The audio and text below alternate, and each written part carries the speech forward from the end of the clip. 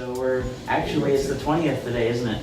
It is. So I think that crunch time starts tomorrow. Yep. So we're gonna have to buckle down because we're not even halfway there. Sure. But we can be pretty quick. So I think the ball is rolling. So, but that's actually good because today's topic is we want to take time out of the deal.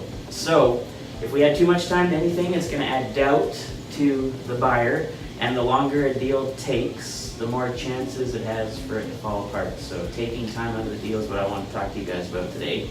And so sometimes we need to realize, I think you told me about this maybe Thursday or Friday when you worked at Best Buy, is that some people are closed before they even hear our pitch. Like they know what they want, they're there just to get it.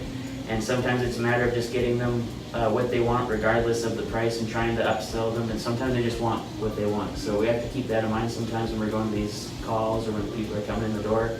Sometimes we don't always have to be pitching, selling, or just like, I already know I want this, just make it happen. And it's something that we can just boom, do it quick. And we don't want to talk to them too much and get them, out of the game. Then we're going to start adding questions, adding time, and then they might change their mind. And then all of a sudden, something they came in to buy, it's turned into a process that we didn't need to add. So we want to set our intentions at the very beginning of the deal and keep the greetings and the chit chat to a minimum. So we don't need to worry about the weather. I think we talked about this. We don't need to say, oh, nice new office building you have here. We're just trying to keep it short, keep it tight, keep it quick. And people don't walk in the front doors and they don't call us to a sales meeting because they want to become our new best friends.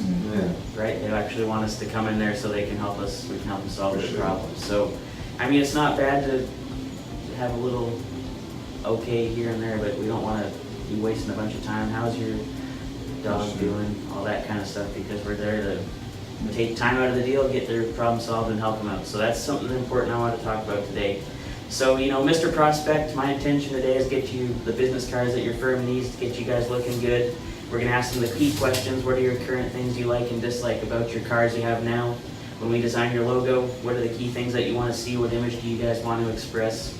We have to ask our hard questions like, why are you talking to us today? What did your old printer do that made us have this meeting? Like, why am I in here today? What did the other guys do that caused this problem that we can solve for you and make it easier for you today? So what kind of value can we bring when we're in there? We're just going to ask those key questions, keep the introduction short, and get all the answers. Because the more answers we get, the more confidence and that altitude we talked about Friday we're going to gain. So the more things that we know the answers to, the more confident we are, the more confident makes them, and it takes the altitude up for us, and it makes it a faster close when we have all those answers up front.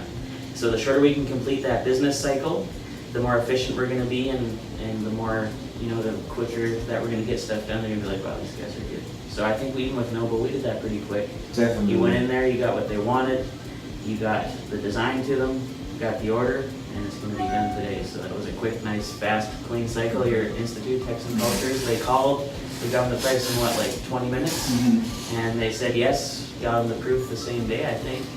No, we did. And I think I just seen this morning that the approval's on the computer, so that's boom, done. So that was two great examples you guys both did of keeping it short, keeping it quick. So there's an interesting question you can ask while you're in your pitch, and it's, have you seen enough to make a decision? So here's the 3X cards. As you can see, we're proud of them. All three of us have them on the front counter, so I can get you 500 for $124.99 or 1,000 for $174.99.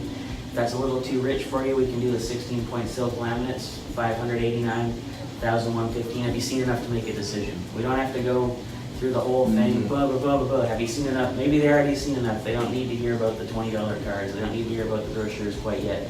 Have you seen enough to make a decision? Let's get something on the paper. Let's make that offer. Let's get it done. And then, oh, by the way, we do have these brochures if you want to add those on before you leave today. I can get them to you for that combo deal. We'll save you $75. Let's do it all right now.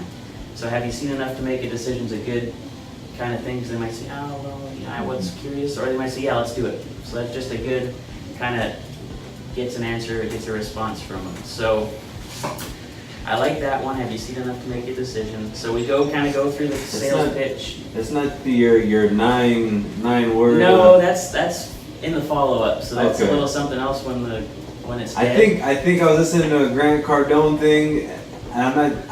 He said something. The 9 word's someone else. Okay, never mind. Yeah, never mind. that's a different one, but We'll get to that. All right. I think we're getting close to having to use it for you Yeah. on Elizabeth. Elizabeth. Because actually, so yeah, the 9-word, but this one's more when you're in the pitch. Have you seen enough to make a decision? Here's these cards. I can get you the design. We'll throw it in. Have you seen enough to make a decision, or do you need to see a little more another option? So I think it's easy with us because we kind of get all that stuff up front, and it should be pretty easy for them to say yes or no. So going through the sales pitch and stages, we're going to ask that question. And all of this adds helping take time out of the deal, because the more you talk, the more we show them, sometimes it can just confuse people.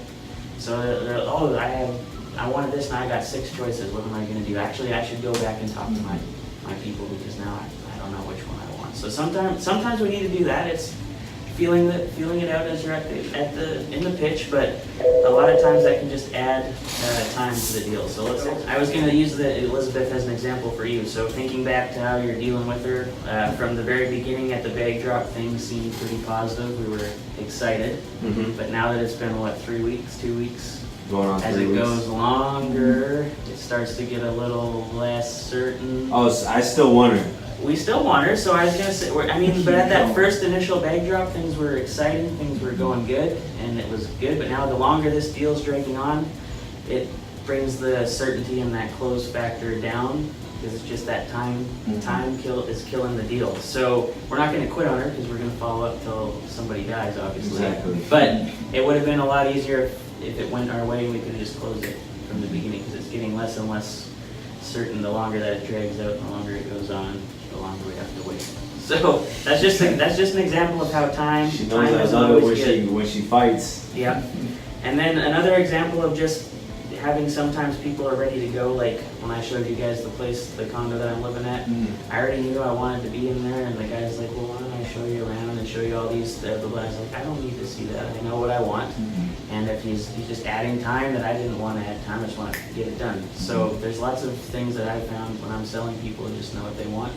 And then we can still upsell them, but after we get them what they want, because they don't always want to hear all this. No, the extra upsell crap. is the 32nd floor, right? Yeah, that's So right. You're there on the 26th floor, but the upsell is the 32nd. That's right. So let me get in.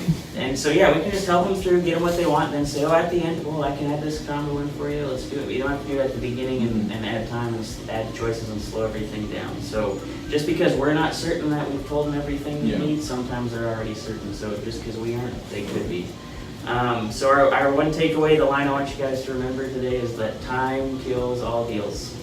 So just keep that line in mind. So the quicker we can take time out of the equation, the faster the cycle goes and the better it is for everyone. So if sometimes it's going to take time, but if we can do anything to prevent that, then that's what we're going to do. So time kills all deals. And then yeah, I put this quote on the board that I heard this weekend, and it says, legends aren't born, they're built. So I think we're building legends in here. And that's from Arnold, so you guys know him. Yeah. So yeah, that's what I got for you guys today.